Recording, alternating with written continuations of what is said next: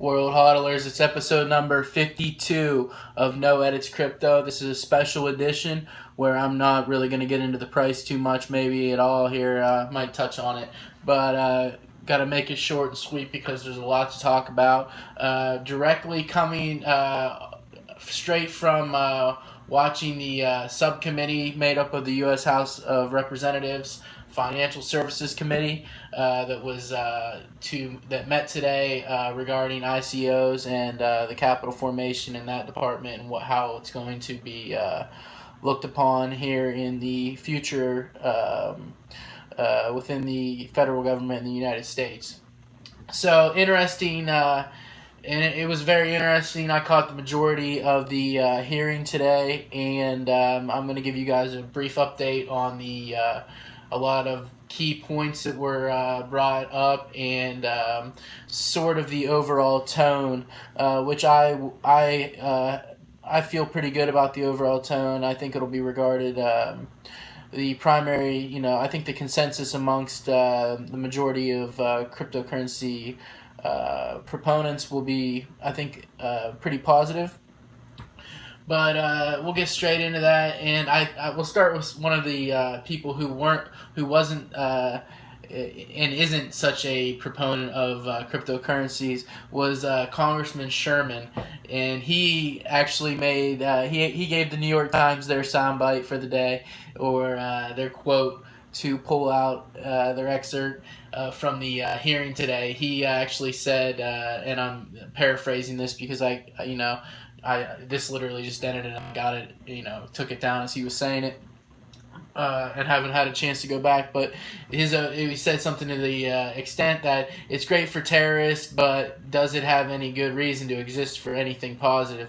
And perhaps we'll have another hearing after a terrorist event is financed by cryptocurrency. So he, basically saying that that cryptocurrency somehow drives terrorism, or is a better provides more anonymity to evildoers than cash, which is just kind of an outrageous claim, and really shows that he doesn't understand the technology, and any sort of currency could fund illegal activity, you know what I mean? So that's just, that was just his, and he also, right before he made that comment, he actually said that he was probably the oldest person in the room. So maybe this is just him not really understanding what the value of cryptocurrency is. He kind of, was saying that it doesn't have any utility outside of a gray market or black market or illegal activity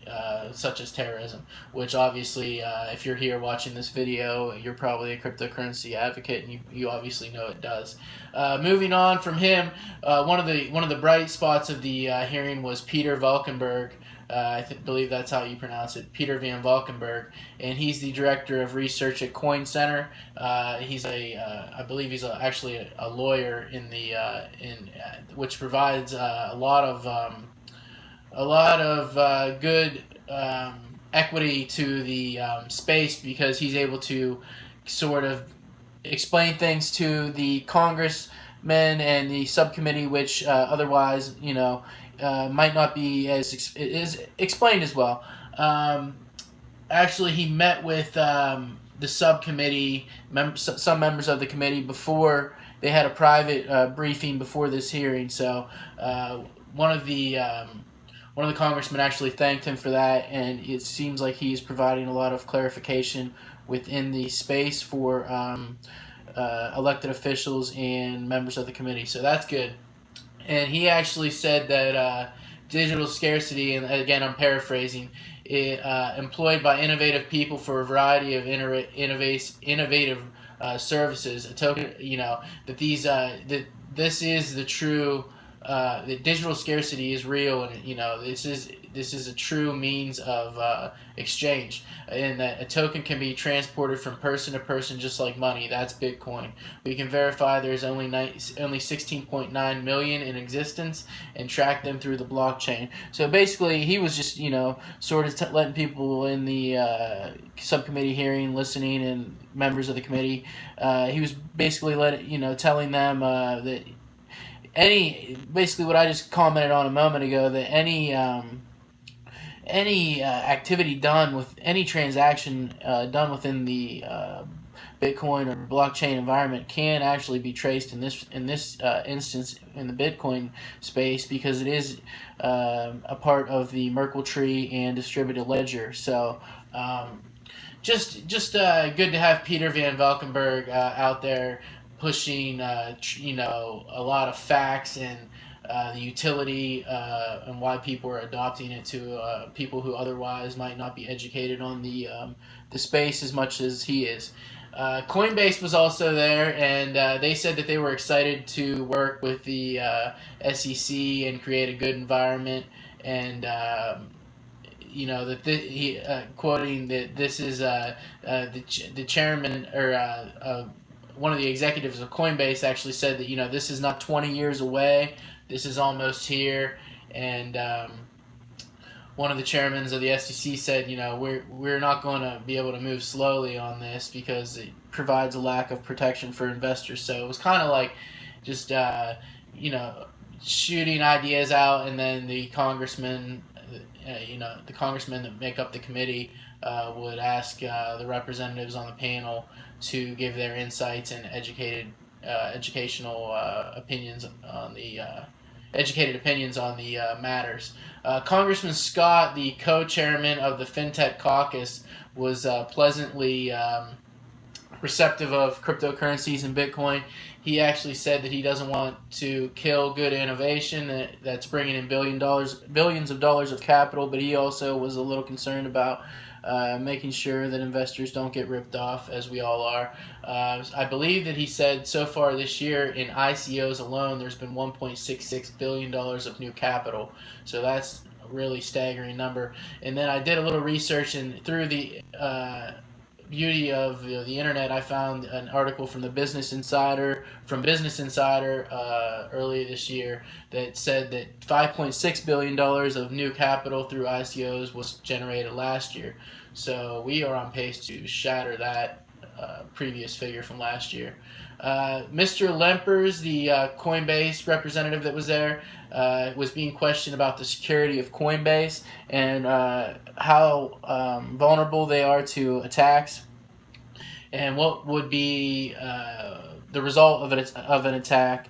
How dangerous is it to their infrastructure and system? And he said that nearly 99% of Coinbase's holdings are actually in cold storage, which means that for the layman out there, they're actually held offline, either in a digital hardware wallet or in cold storage, another form of cold storage, which is a paper wallet, which is you get random generated keys and seeds and put them.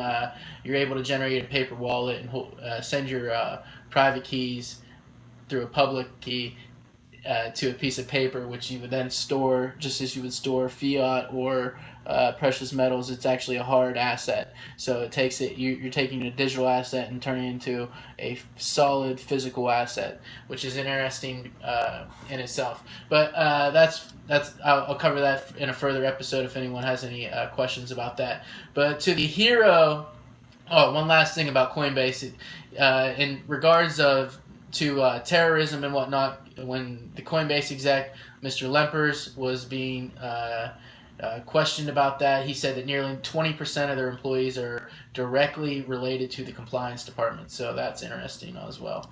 They have everyone's bank account that does business on there, and they are able to they are able to keep a close eye on who they're doing business with. And to the hero of the day, Congressman from Minnesota, Tom Emmer, who was a huge proponent today of cryptocurrencies and their utility and individual liberty. Shout out to Tom Emmer, Congressman. I'm thinking about moving to Minnesota after this. He was so positive. But Tom Emmer,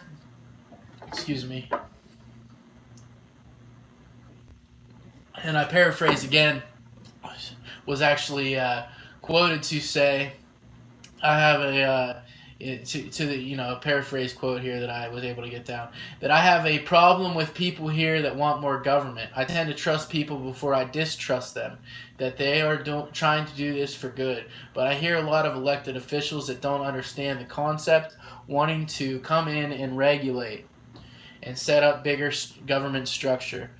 What we are talking about here is blockchain. Milton Friedman, of all people, predicted this in 1999. I understand we need some regulation, but there has to be balance. The advantage now is to the individual, and I'm worried about taking that advantage from the individual and giving it to the government. Tom Emmer, you are my hero. Seriously, this is what we need more of. More representatives and elected officials in government that understand that they do not need to squash the breadth of innovation that this industry is creating, and the capital that it's creating, and new jobs. Just the entire space has provides so much value for the entire world.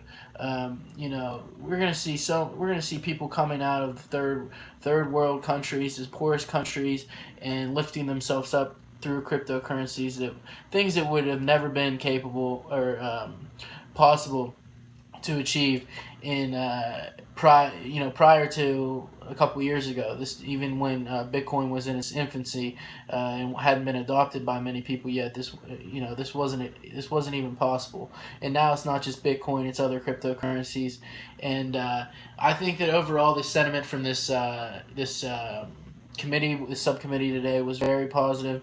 Like I said, there were the excerpts, the quotes that'll be pulled out that weren't positive, but overall, I give it a solid B plus, A minus grading on positivity. And everybody, if you get a chance, maybe check out the highlights from the subcommittee hearing today. And I'll bring you guys a market update tonight. Everybody have a good Wednesday afternoon.